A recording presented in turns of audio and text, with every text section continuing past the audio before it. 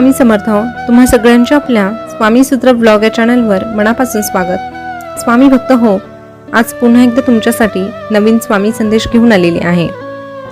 स्वामी महाराजांचा संदेश आपल्याला जाणून घ्यायचाच आहे, पण तत्पूर्वी स्वामींना काहीतरी सांगावंसं वाटतं आणि ते असं आहे की हे स्वामी राया, जन्मोजन्मी माझ्या हातून अखंड घडो तुझी सेवा.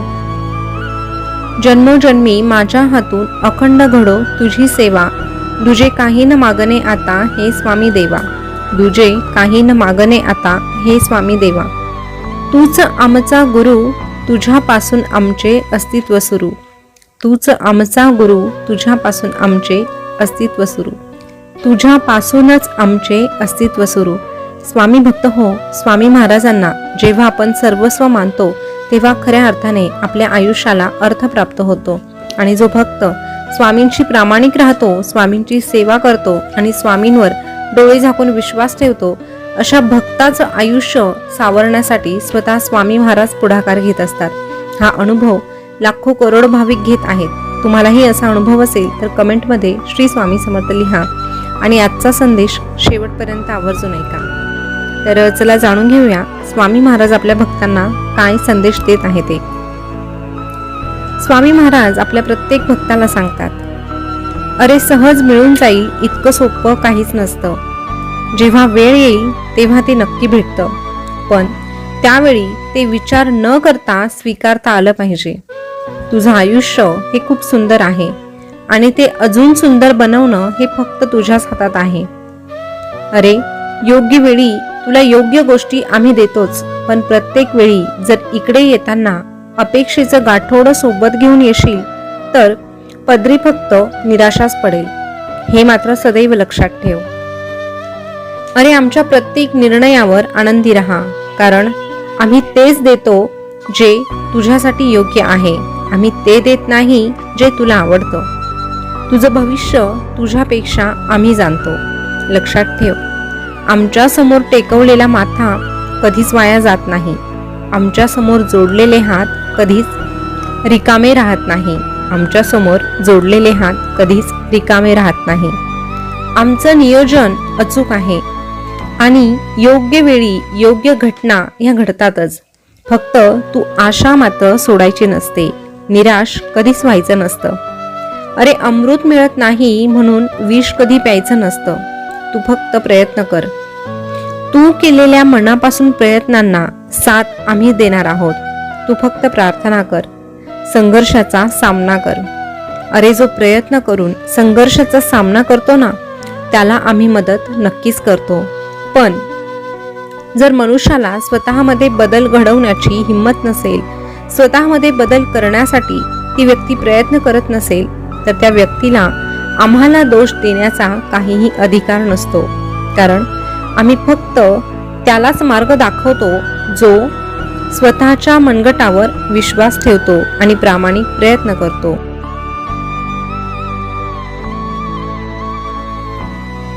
अरे आम्ही आमच्या भक्ताला सदैव मार्ग दाखवत असतो, पण त्या मार्गावर चालायचं की नाही चालायचं, स्वतःमध्ये सुधारणा करायची की नाही करायची, हे मात्र त्या मनुष्याच्या हातात असतं. म्हणून निर्णय घ्यायला शिक. एखादा निर्णय घेतला तर त्यासाठी प्रयत्न करायला शिक. तू घेतलेला निर्णय हा अयोग्य ठरणार नाही, ही जबाबदारी आमची असेल. अरे काळजी करणारी माणसं मिळायला भाग्य लागतं, पण अशी माणसं तुला मिळालेली आहे हे समजायला देखील भाग्यच लागतं. बऱ्याचदा तुला आमच्या मदतीची अपेक्षा असते आणि आम्ही ती पूर्ण देखील करतो. कुठल्या ना कुठल्या रूपात येऊन आम्ही तुझी मदत करतो. कधी डॉक्टरच्या रूपात येतो तर कधी एखाद्या व्यक्तीच्या रूपात येतो. फक्त ते तुला ओळखता येणं गरजेचं आहे. अरे प्रत्येकाला वाईट काळाला सामोरं जावंच लागतं, कारण वाईट दिवसांना सामोरं गेल्याशिवाय चांगल्या दिवसांची किंमतच कळत नाही.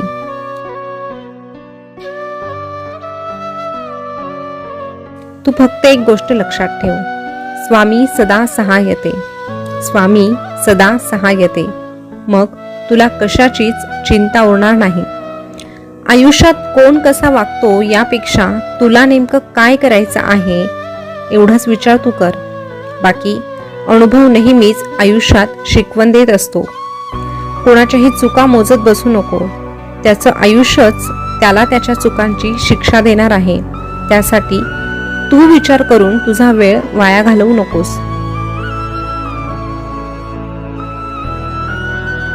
अरे, तुझ्या आयुष्याची दशा वाईट झालेली असताना देखील तुझ्या आयुष्याला दिशा दाखवणारा गुरु तुझ्या सोबत आहे हे कधीही विसरू नको.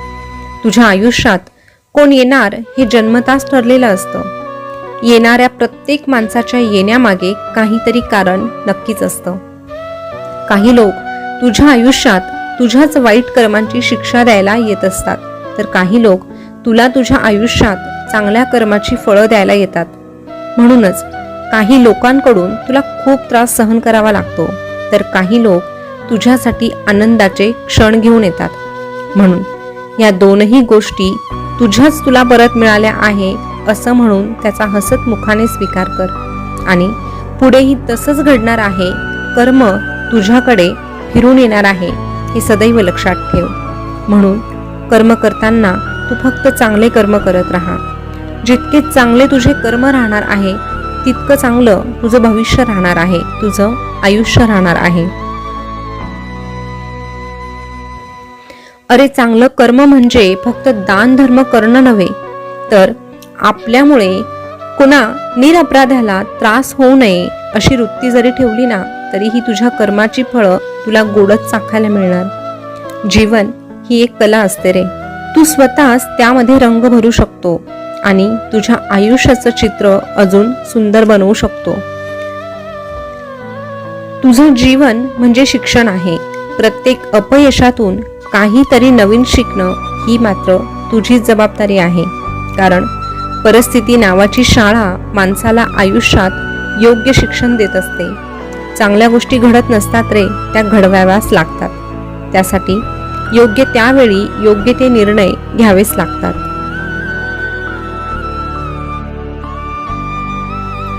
आणि या कलियुगामध्ये जगत असताना या स्वार्थी जगामध्ये टिकायचं असेल तर थोडीशी दुनियादारी देखील तुला शिकणं खूप गरजेचं आहे.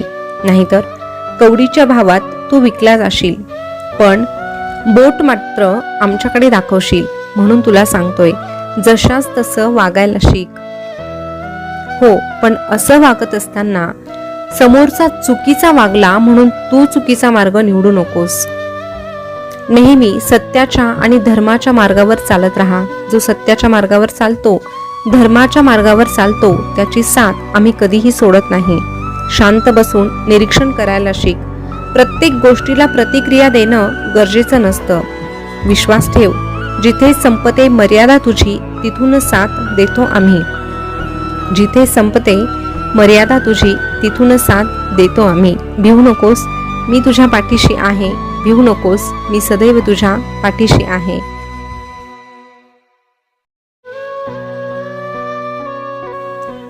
स्वामी भक्त हो, आजचा स्वामी संदेश तुम्ही ऐकला असेल तर आजचा संदेश तुम्हाला कसा वाटला हे कमेंटमध्ये नक्की कळवा. असेच नवनवीन स्वामी संदेश तुम्हाला ऐकायला आवडत असेल तर आपल्या स्वामी सूत्र ब्लॉग या चॅनलला सबस्क्राईब करा. त्यासोबतच शेजारचं बेल बटन प्रेस करायला विसरू नका, जेणेकरून नवीन आलेला संदेश सगळ्यात अगोदर तुमच्यापर्यंत पोहोचेल.